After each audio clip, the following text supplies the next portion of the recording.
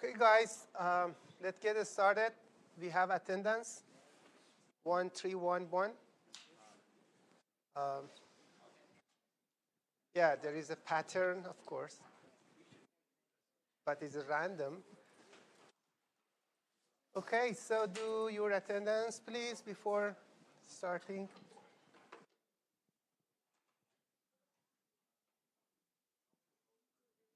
You guys okay here? You have fun? Are you okay? Oh, it's not let you to go in? It does? Oh, okay, so is your computer maybe? Try again.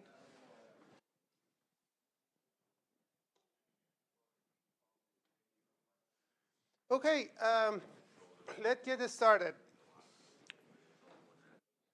Happy Tuesday. Welcome back to probability and signal analysis, because we have another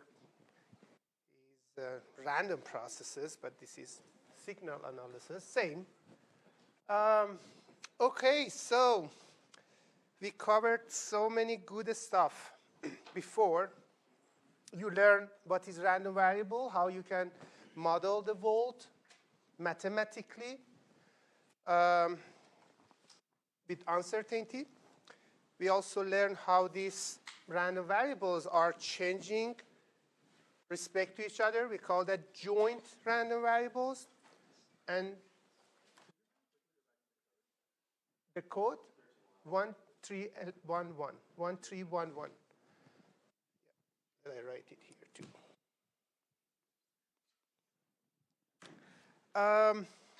And what else we did? Yeah, random vector. We talked about random vector. When we have a vector of random variables, it happened a lot. When you do sampling in different, for example, time, you can make a vector.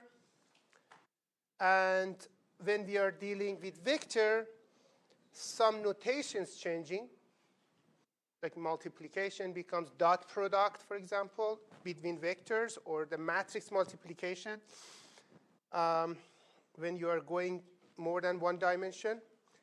And for example, a square root becomes quadratic form of matrix, and similar stuff to, changing from one dimension to the other. We also talk about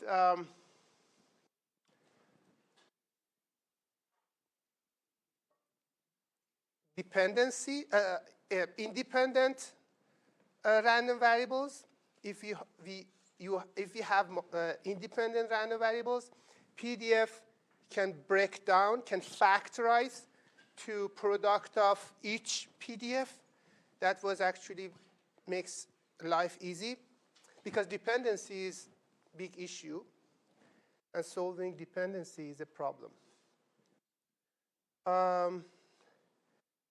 But today we're going to learn how we can deal with dependency. Sometimes, not all the time, we can remove dependency. We call it whitening. We can white the signal. The dependency makes a noise. We can make the noise uncorrelated. We're going to see that. What else we covered last week? So many good stuff, actually. We talked about variance for random vectors. That is actually here. This is the variance for, variance for random vector is here. Let I remove this number, 1311, you can remember. So that's for, no, that's not for random vector. That's for random variable. But this is for random vector. When we do random vector, we are moving from variance to this sigma. And this sigma is in a matrix form. And the result is an n by n matrix. So diagonal is a variance. And off diagonal is covariance, showing two random variables changing respect to each other, how they are changing respect to each other. Yes, but still we are around the mean. Still we are around the mean. We also covered multivariate Gaussian PDF, that this is the Gaussian, multivariate Gaussian PDF when we have higher dimension. As you can see, it's very similar. This exponent part become like quadratic form.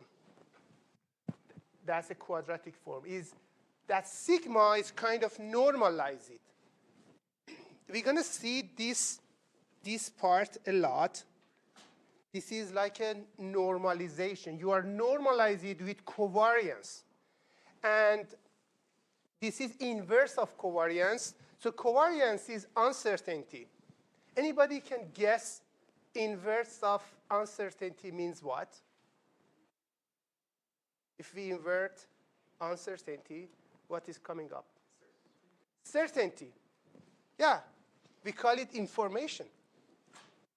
Certainty means information. So inverse of uncertainty becomes information. This is called information matrix.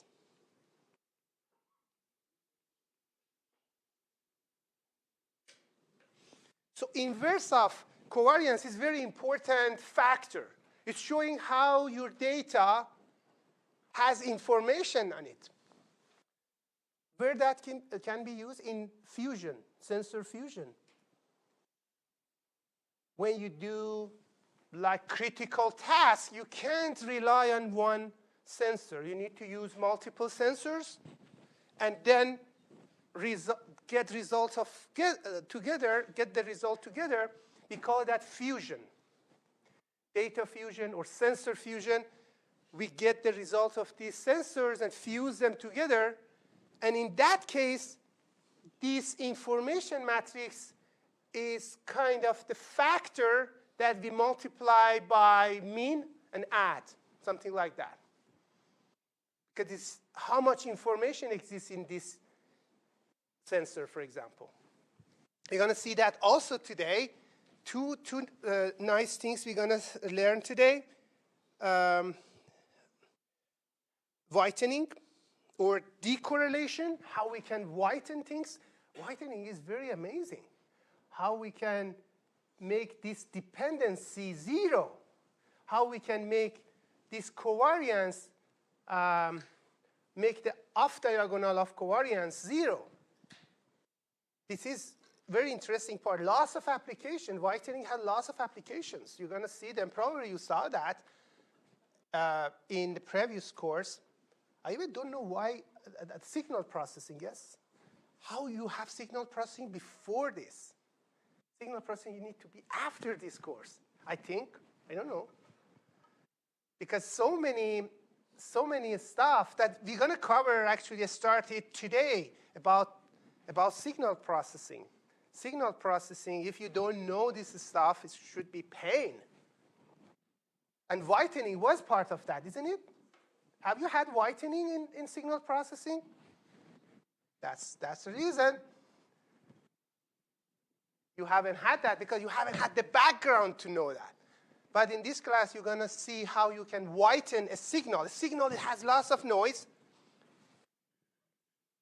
Imagine the signal is like this. It's a signal, but it looks like sine signal, but it has added with lots of noise. So you want to remove this noise to get something smooth, like this. How you can do that? You can use decorrelation. You can use whitening, like a mathematical thing. It's not complex, and you can do that. You're also going to learn how we can combine multiple sensors. As I mentioned, sensor fusion is very important for us. Most of the time, we can't rely on one sensor because sensors not always available. Like, for example, GPS. Is GPS always available? No. You need to rely on other sensors to fuse them together. Your car also can measure some other sensors in addition to GPS to find your position. We call them odometry sensors, like measure the distance, movement of wheels to see how much speed, and those information together can estimate a state or estimate the position, and you also get information from GPS and then fuse them together. Yes?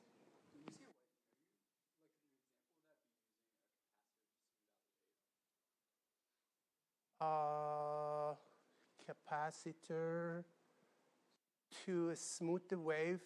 Yeah. Maybe this is like a mathematical way, but we need to see how capacitor doing this mathematical operation maybe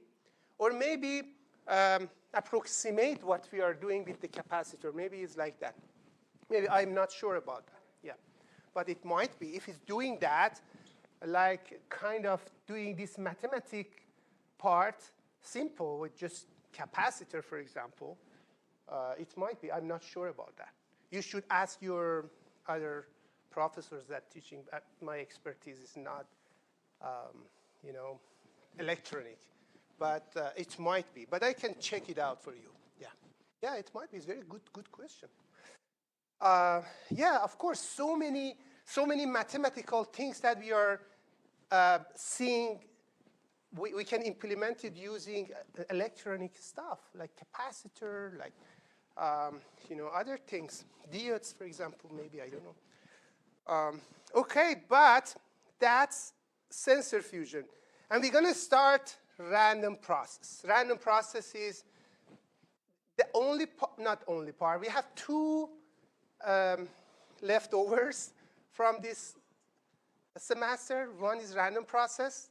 We're not going to go too deep. I'm going to just talk about the fun parts of that, because it can get complex. Especially if we go to, frequency domain, it's going to be complex. But you had some of them last term. And what else we're going to cover? We're going to cover hypothesis testing. Hypothesis testing is also nice. We can see that these two parts remain. We have 2.5 weeks. And we're going to have some extra time. We're going to have some classes just for, solving examples. And I'm going to ask the TA to come to do some tutorial for you guys to make you ready for exam as well. Yeah. OK, so this is what we're going to do. Let's get started. First, whitening, how we can do whitening. OK, first I need to mention that whitening, the method that we are talking is the type of the noise that we call them quadratic noise. Not all the noise can get, whitened. Sometimes noise is too complex to get whitened, but this is working for the family of noise that they are actually quadratic form of noise. So how we can deal with that? So imagine we have a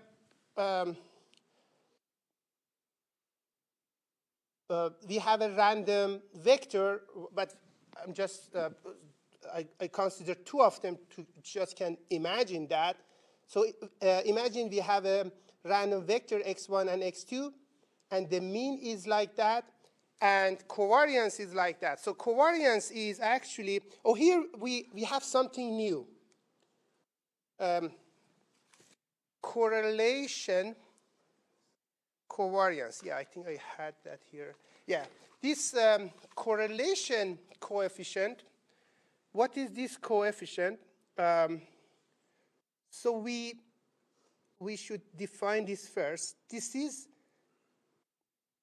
when we divide covariance, x1 and x2, for example, over sigma x1, sigma x2, a standard deviation of x1 and x2, we get one coefficient.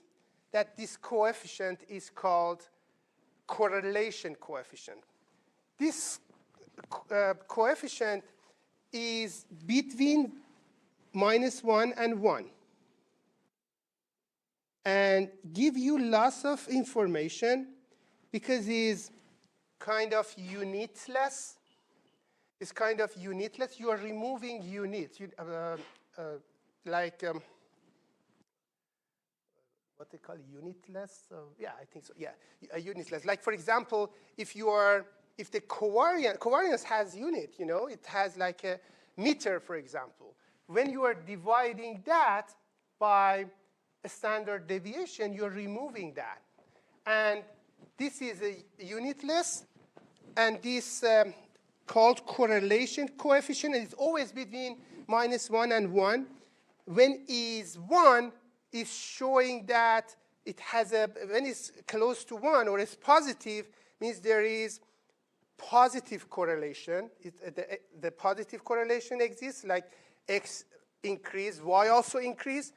When it's 0, it means uncorrelated. When it's going to negative, it's negative correlation. When one of them increase, the other one decrease, something like that. So this is showing lots of information. This is called correlation coefficient. In this, we put covariance based on correlation coefficient because this is sigma x, and this is also sigma x.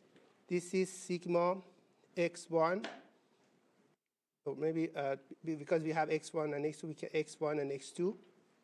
x1, x2, and this is sigma x, x1, x2, and this is x2, x1. But they are equal, so it doesn't matter. I just can write them equal. So we had that before, but when we use correlated coefficient, we can write that like this. And also, sigma x is variance, and sigma x2 also is variance for x2. So we can write that based on this information that I mentioned. So that formula coming from that. Any question about this? This is we're just talking about before. Whatever we had, I just demonstrate this covariance matrix in a different way using correlation coefficient. Correlation coefficient is a factor for us to show dependency very easier because it's unitless. The unit is not involved there. And it's always between -1 and 1. So you can, when you have this, you can understand how they are correlated. If it's 0, there is no correlation. If it's close to 1, positive. If it's close to -1, is negative correlation.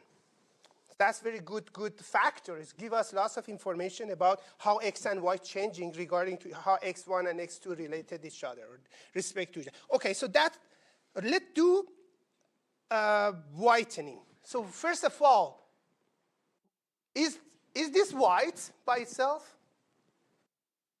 Do we have, so it's white when there is no correlation. But as I mentioned, there is correlation. Then correlation is this part. The off diagonal is correlation. So obviously, this is not white because we have this. To make this white, we need to make those two 0, okay, to make it white. But how we can do whitening? How we can make this? This is an X, and we have correlation. How we can remove correlation? Any idea?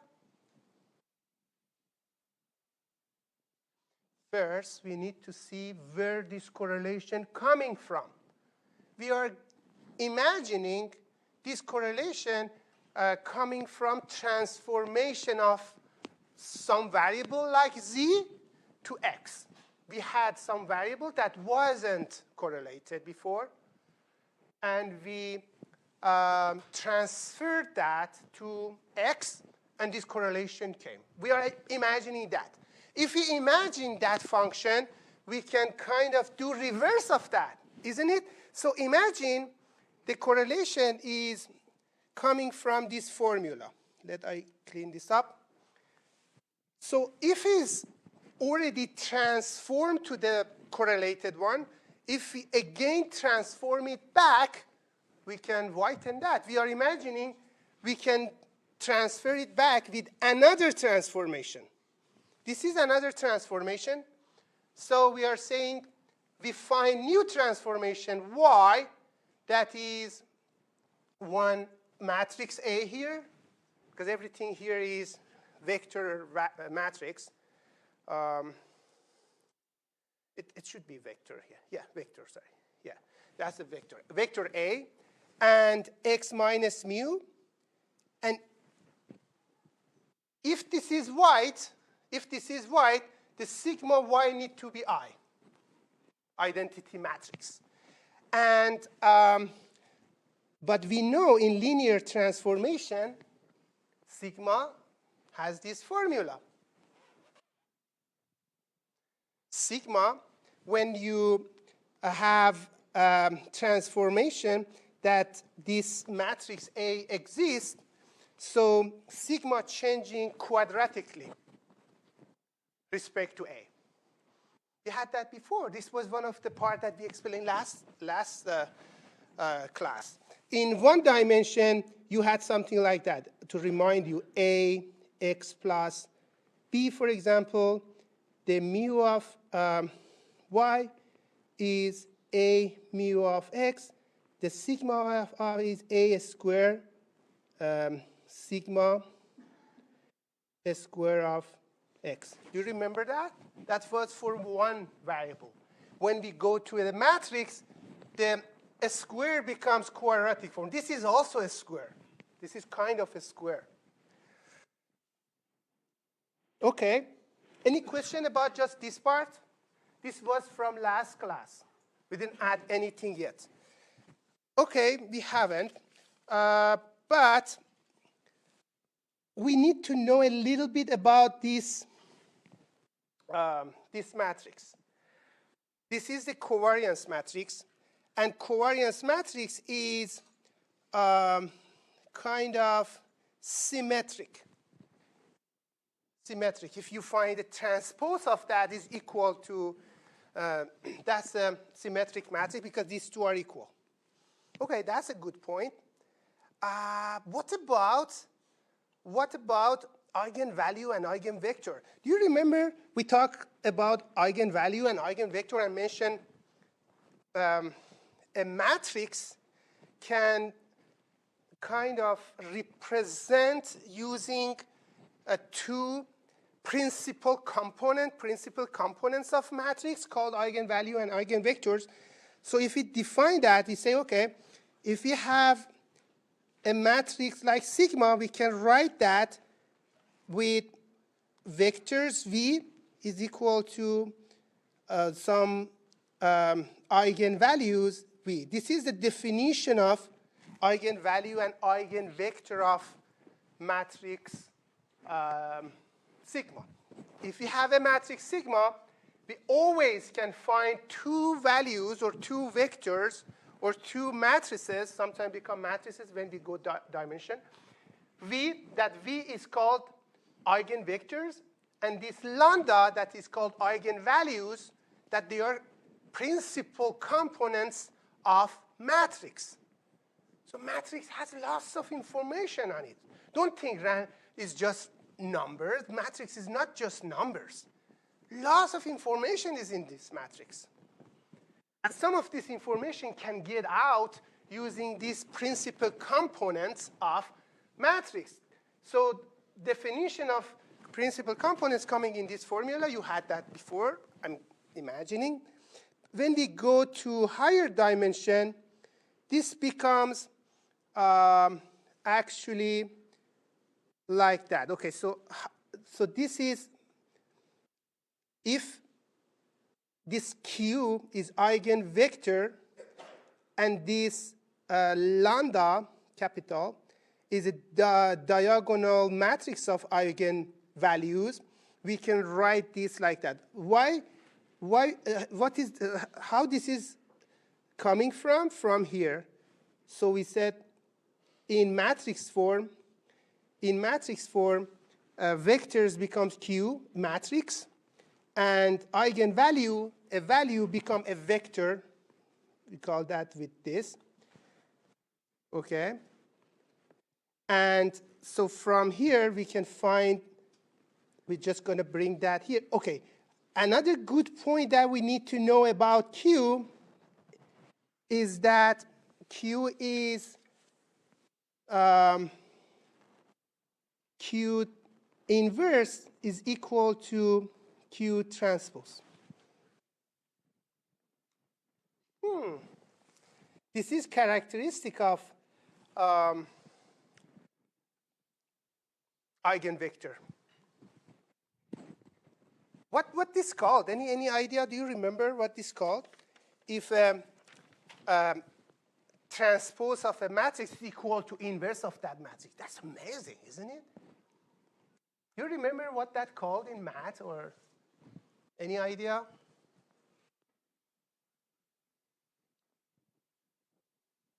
If a matrix, inverse of a matrix is equal to transpose of the matrix. It's different, no? Do you know what is the difference between transportation T and inverse -1? They are different, of course. They're not similar. But in some specific matrix, these two are equal. Do you remember what those matrices called? What? Universal? Oh, unit vector. No, not unit vector. Orthonormal. Yeah, orthonormal matrix. In orthonormal, they are called orthonormal. In this type of matrix, Q inverse is equal to Q transpose. So this is amazing. Why? Because we can find sigma here based on actually Q and Q transpose. So this is the reason that I wrote here is coming from characteristic of eigenvalue and eigenvector. This is just because eigenvalue and eigenvector has this orthonormal characteristic. We can write it like that. Okay, so we have this. And this is this lambda, capital lambda, is diagonal of this. Like if you have multiple eigen values and write them in a, I consider just 3 here, it's going to be like that. So, so this diagonal matrix of eigenvalues, and the Q is eigenvectors. If we choose A, this, if we choose A, this, a square root of this matrix, we can get a square root of this matrix because this is diagonal. We just need to get the square root of diagonals. So it's very easy to compute that. So we have this part, and Q transpose is also easy to compute. If we have this and put the A here, we're going to get 1. We're going to get I. Why? Let's show that. Do I have it? Oh, yeah, I have it here. I don't need to write it. So look at that. If we get A this, and put that in here, and sigma x, put the sigma x this, and multiply them together, look at what's happening. This and this going to cancel out each other because orthonormal. And this is also going to cancel out each other. What's going to stay is this. And this is, you are multiplying a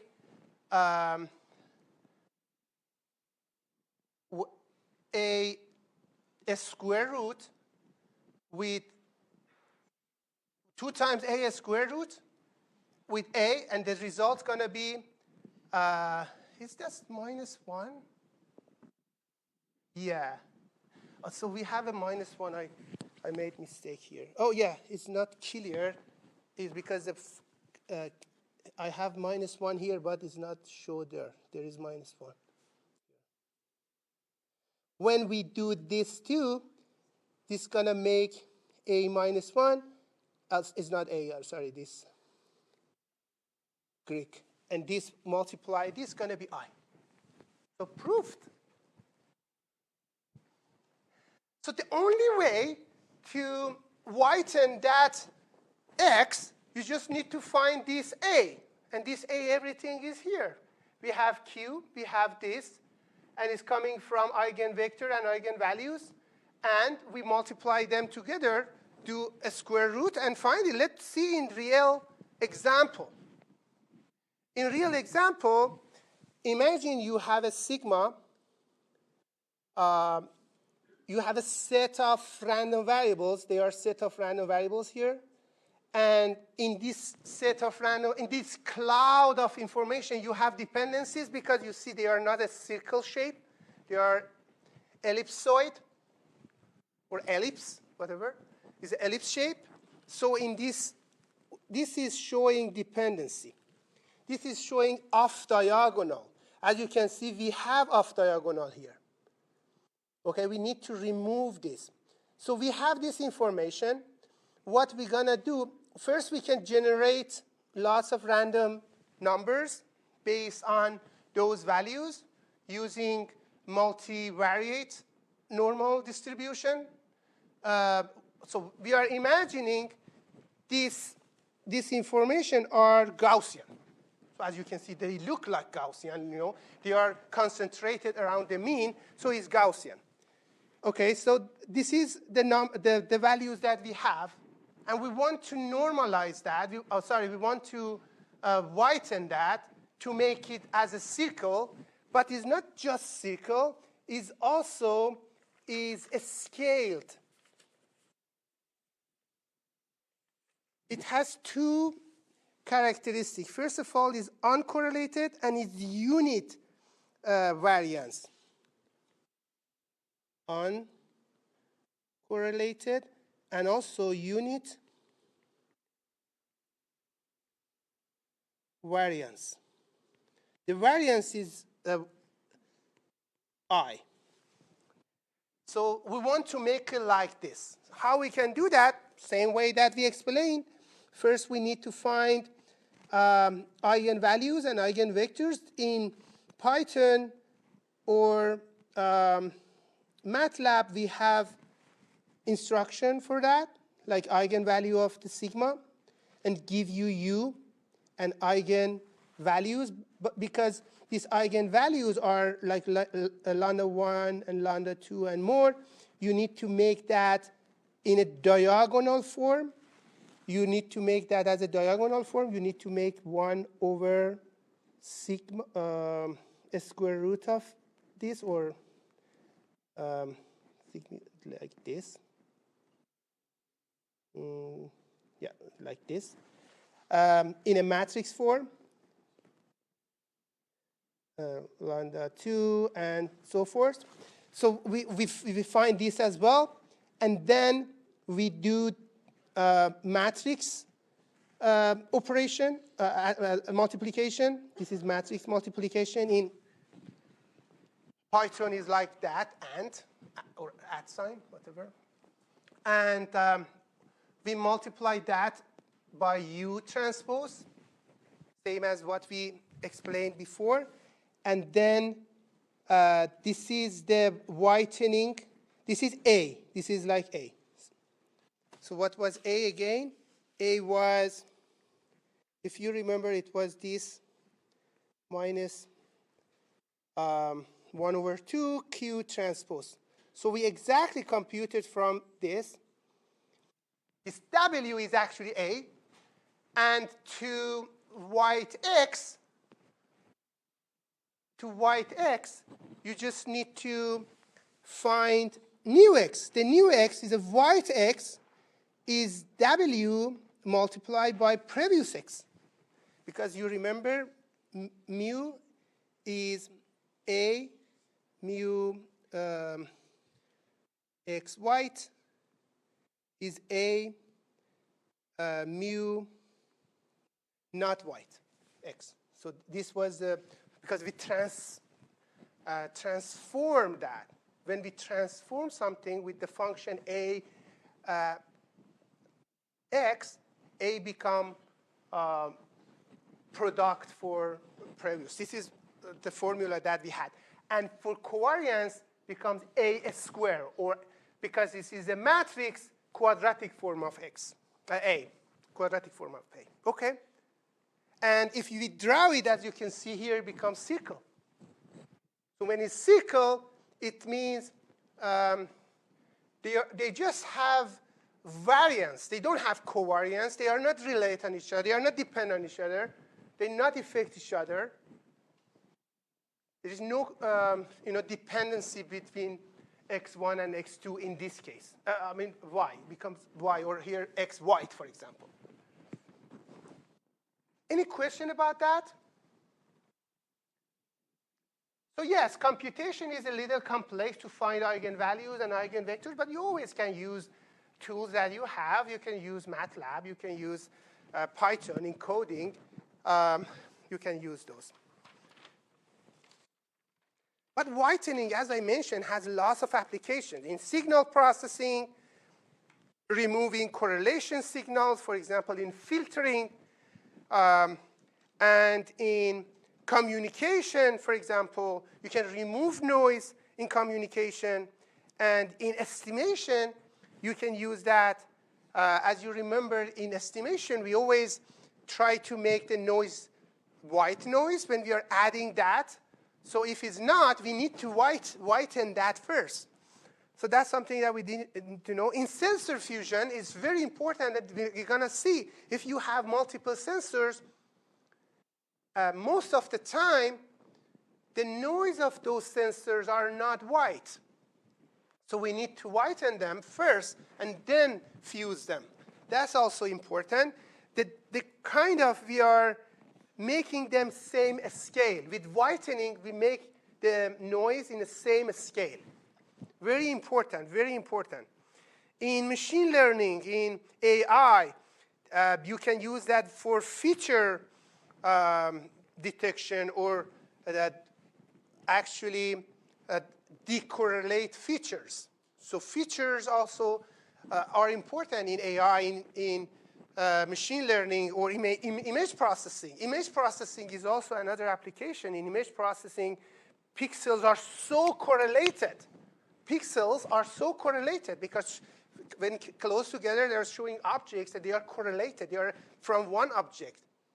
Imagine you decorrelate a pixels of image. So you're going to get lots of good information from the picture in that case. So picture, you can look at the picture as some random variables in a matrix form, for example. They have some values. And if you decorrelate that, probably you can get lots of structural meaning of the picture. Picture, yes. You can get lots of meanings from the picture because you removed dependencies and you get the structure out. That's very important. We can see that in other classes, image processing or sensing and processing, that I will teach that class next semester, and I'm going to tell you how image processing is very important part in your career, image processing. Because with camera is sensors too. Camera has lots of information, very cheap. You can use many cameras instead of using, for example, very complex sensors like LiDAR and other things that is turning and computing and give you some depth.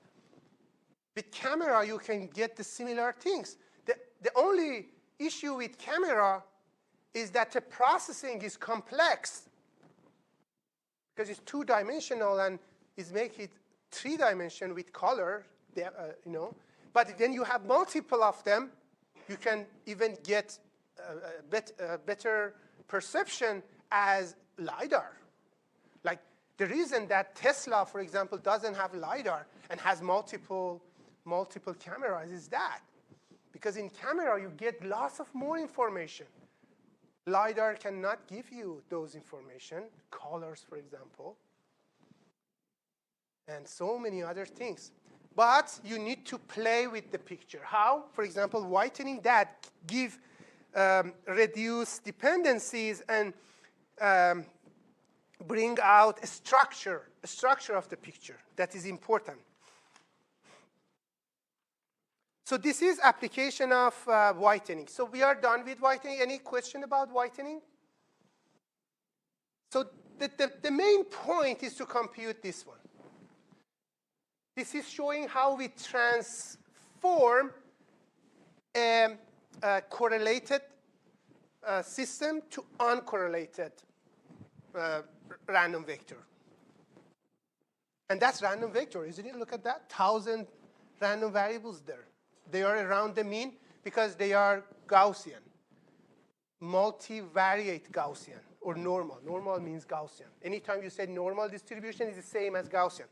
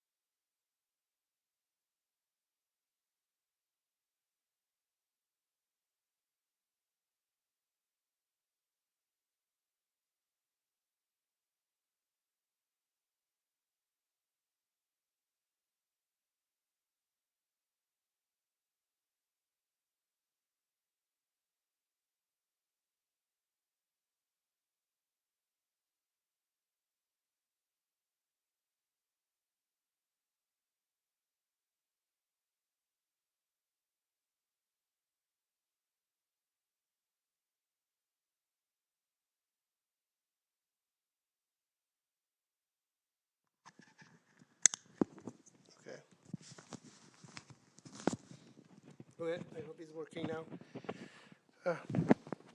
Yes. Anyway, this is the overall error. And we need to minimize it. How minimize it? We need to get derivative. But the derivative in a matrix form. Their quadratic form is like a square. When we get derivative, the derivative is going to be like that. The weight is still weight, but because weight is not related to x, it's just going to be like a coefficient, going to get out. That sigma inverse going to get out. And x minus mu x is like a quadratic form, the square, and 2 going to come here. This is derivative anyway. If we put this equal to 0, we can find x. We put this equal 0 because when the derivative becomes 0, you are in maximization or minimization in these two cases. And in this case, we can find x from that. X coming from dividing this, and the last formula going to be here. So the x going to be sigma 1 mu 1 plus sigma 2 mu 2 over sigma 1 inverse sigma 2 inverse. So this is mu f. The mu f is the x that we find it is exactly this, but we call this part sigma of f. Call this part where I put, oh, here, sigma f. Just this, we call that sigma f. That's it. So this is going to give us the best estimate, and it's called fusion. So anytime you want to do fusion, you can use this formula now. It's like average, but it's weighted average. Weighted by what? By information matrix. You weight by information matrix. They are information about sensor 1, information about sensor 2, and you weight them together and becomes that. So if you, let's see example. Any question about this? Okay, we have some issue with that, and the issue is that assumptions. So we assumed that they are Gaussian. But if they are not Gaussian, still you can find this actually cost function or error, but the error is not going to be this much clean. It's going to be something more, messy. But still you can compute it, or you can approximate it and compute it. You can make it simpler and compute. So it's possible. But in this example, we assume that they are Gaussian, and Gaussian is an amazing assumption because everything becomes closed form. You can see it becomes closed form. Your solution is optimal solution. Optimality is not exist, but in Gaussian exists. Because everything is uncertain. I mentioned that many times. Everything in this world, maybe not anything, everything, almost everything, are uncertain. When there is uncertainty, how you can find an optimal solution? Optimal solution, it means a certain solution. Because of that assumption. That assumption wasn't certain. You know what? That assumption wasn't certain. We just assumed that. It's not exactly Gaussian. Maybe it's a little bit Gaussian. Okay, anyway, this is example in real case. So you have two, for example, you have a radar here. Or maybe just camera and we have LiDAR and camera. And the camera has lots of noise. Camera give you this point with this much uncertainty. It's not certain. But LiDAR give you this orange one, and this is camera. And this orange one is Why I do another color? Okay, that's a camera. That's a LiDAR. And we have these two. So we want to fuse them. We do the same thing. So this is the information that we have. This is the scenario. We have this true value. True value is 10.5. I think this red one is the true value. The red one is true value. That we don't know true value. In this example, we just made that up. We created data based on true value to see how the system works fine. And then camera give you this mu and this sigma. As you can see, there is correlation here. And LiDAR give you better solution and no correlation. That's interesting. As you can see, this orange one is almost circle. And when we fuse them together, we just find information matrix that coming from inverse and add them together and multiply them by this this is, we are computing sigma f and then mu f based on formula that I mentioned. And the result's going to be this green one. As you can see, this green one is very close to reality. But it's not exactly reality. It's very close to that.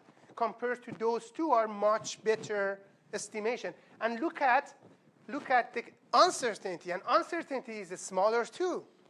This is very good. The uncertainty of camera was bad.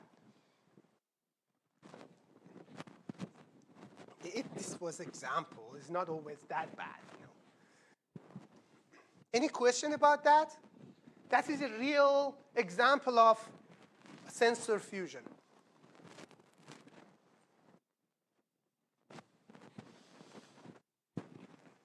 Okay, so we are done with sensor fusion. Let's do another eye clicker. We want to go to another space. We want to move to time space and introduce something new called random process. So I'm just going to ask you something simple. Uh-oh, what I did? Oh, no. I just need to go to this eye clicker and what happened again? Start the class. I hope it works. Yes, it works. Good. Do this. And do this. Okay, what I asked, I said we already defined, we already know what is random variable, one value, what is random vector, multiple value. What about we consider a single value over time? We have a time index. We are moving from one variable to a function. We are moving from one variable to a function. So how this works, how you can describe this random variable, this random is not variable anymore, is random process. So this has an index of time. I ask you which statement is the best description for that. Which one? Let's see what you choose. Okay. Most of you guys have C. Let's see, okay? A single random variable observed once. No, it's not a single random variable. It's like you have time here, and this x is like changing in time. And the time is continuous. So it makes a continuous function or continuous signal, like a signal, and called random process. So it's not a single vector, so it's not right. A vector of random variables is not vector because it's continuous. Vector is discrete form. This is not true too. A collection of random variables indexed by time. That's a good answer. A deterministic signal is not deterministic because the x is random variable. This is not deterministic. This is random too. But like x1 should be this, x2, if they have, is going to be like something like this. if they have similar distribution, there is still noise, there is still changing, but in a same way changing, because if they are the same family of random process. Anyway, so the C is the correct answer. Most of you guys did correct. So we want to start talking about these next few weeks. Random process. So lots of application in random process, and we can see them soon. Any question about that? So that C is the correct answer. It's a collection of random variables. Because this is, look at that, this is the collection of random variables. So you give T, for example, T1, you get one random variable, you get T2, you get another random variable. This random variable, this is the value or magnitude. This is magnitude, and T is the time. Time and magnitude, you give different time and get different magnitude, and they are random. They are random variables. So the collection of random variables is not a vector because it's continuous, but it's a collection, can be continuous too. Based on those continuous functions, it's different collection. However, here we have at one time, that's also wrong. We have in different time, T1, T2, you know. So any question about this? Let's get started. Random process. What is definition for random process? Random process is a family of random variables indexed by time. We just add another dimension, time. Time. Yeah, we just add another dimension, that is time.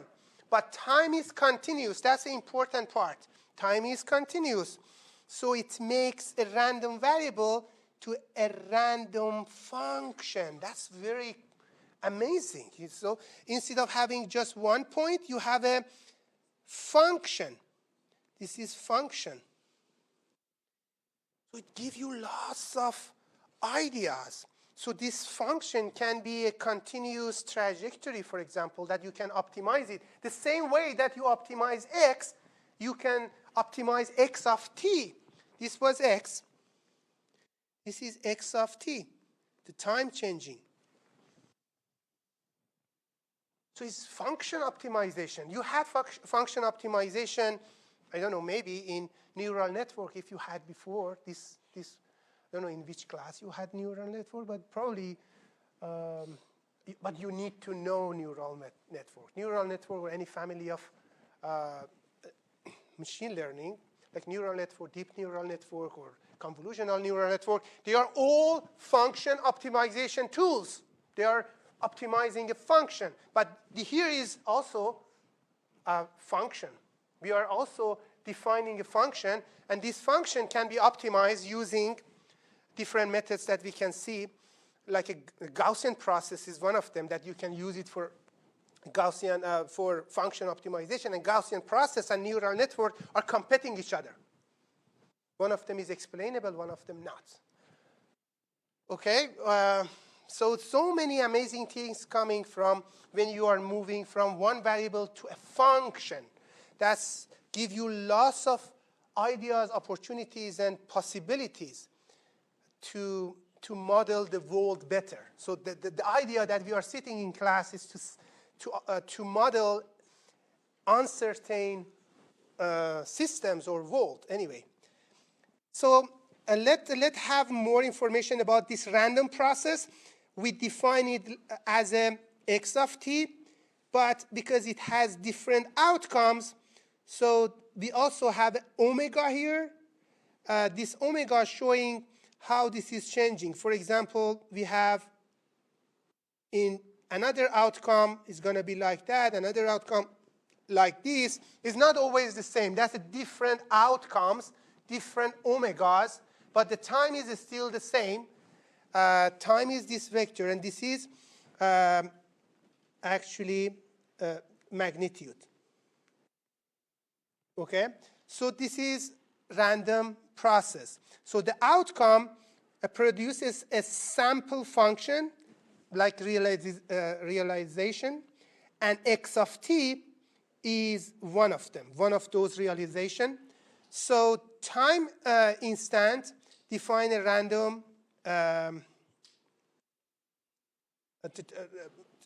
make a random variable random process. So let's see one picture of that. So the rest is what I already mentioned, time varying random signals. So as you can see here, it looks like sine function, but it has some noise on it, you know. But there is three realization of that random process. So we have the blue one, the orange one, and the green one are three realization of, or three different omegas, the omega 1, omega 2, omega 3. Like we tested 3 times, and we get these 3 random processes. They're like sine, is like combination of sine and some white noise. W is showing white noise. Those white noise is like this. This is white noise. And if it's zero mean, is when you add them up together, always becomes 0 because they are cancel out each other. So we're going to see that soon as well. So we're going to deal with these things these few days, and it's very fun. It's very fun. We're going to see application of that as well. This is for Gaussian. That was for sine and white noise, something like that. But this is Gaussian. Gaussian is very smooth. As you can see, they are smooth. We have 3 actually realization of that, 3 omegas, omega 0, 1, and 2, or 1 and 2, 3. And we have these 3 shape or signals that they are Gaussian. They are Gaussian because they are smoothly changing. They are not changing like this. They are changing smoothly. Each pixel, each point and the other one are very close to each other. So the key message, a random process models uncertainty evolving over time, bridging probability and signals together. So that's that's the important part, is changing probability to a signal, a random variable to a function. That's a very interesting part. You are dealing with the random functions, and it's very amazing. Any question? Oh, any question about this? This is just definition. We just started. Some parts are still not clear, but we're going to talk about it a lot. Lots of examples, and we explain that application of that in few sessions. But we need to know some basic characteristic of random processes, like mean, variance, something like that. The mean actually describes the average behavior over time. The same way that mean works, we get average, we get also average of signals. So if, for example, we have one signal is like that, the other one is like this, the other one is like this. When we get mean, probably we're going to get something similar to this. So this is expected value of x of t. That's the mean. So mean is like average behavior over time. Still we are over time. This is t, and this is magnitude. Magnitude, or x of t. And that blue one is an expected value of x of t. So that's a mean, normal. But in random processes, we have a new things coming, autocorrelation. Why we have autocorrelation? Because in single variable, we had correlation, how 2x, x1, and x2 changing together. But here we have also, we are talking about similar thing. We want to see for different time how these variables changing regard each other or respect to each other. So instead of having this I and j, we have T1 and T2. This was for random vectors. When we want to find correlation, we are using this x1 and x2 as an index, I and j. But I and j here is time. T1, T2, T3, T4. Even in a continuous form also we can demonstrate that. So this is going to change to different type of actually correlation that we call it autocorrelation. Autocorrelation measures similarity between two time instances. Sometimes in continuous form, we can even show that like this. We call this R. R of x. Instead of T1 and T2, we just can consider tau. And this tau is expected value of, let me remove, clean this up, don't need this. Okay, x of t and x of t plus tau. Instead of showing T1 and T2, we just can get T and T plus tau. Tau is how much difference between, is between these two time. So the tau is just difference between times. So autocorrelation can be shown both of these similar things. We also have covariance. Covariance also exists, but covariance here is we remove effect of mean. So it's like autocorrelation when we remove the mean from it. So the autocorrelation was this. We remove mean from it and then multiply. So we are removing the effect of mean. Let us just see the picture of those. But this is a great point of that. The key idea is to, in random vectors, we had I and j, xi, x1, x2, x3. Here we have xt1, xt2. We have time as an index. So, this was the mean example. And this autocorrelation is very, very amazing. I'm going to explain that next class. It has very amazing. But as you can see, this is tau here. When this difference gets smaller, the autocorrelation getting higher. So, of course, when your 2 points are very close, they are very related to each other. And when this time get passed and get longer and longer, autocorrelation becomes less and less. So it becomes less memory. But here we have more memory. Here we have less memory. OK, we're going to talk about that more next class. OK, have a good day.